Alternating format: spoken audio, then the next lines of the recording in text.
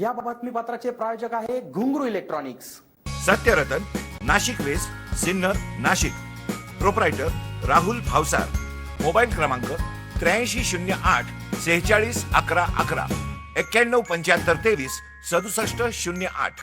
एकीकडे नागरिक प्रशासनाच्या आव्हानाला दाद न देणाऱ्या सिन्नरकरांच्या जीवासाठी स्थानिक नगरसेवक व नगरपालिका प्रशासन प्रयत्न करताना दिसत होते। शहरातील लोंढे गल्ली परिसरात नगरसेवक नामदेव लोंढे यांच्या पुढाकारातून संपूर्ण परिसरात औषध फवारणी करण्यात येत होती।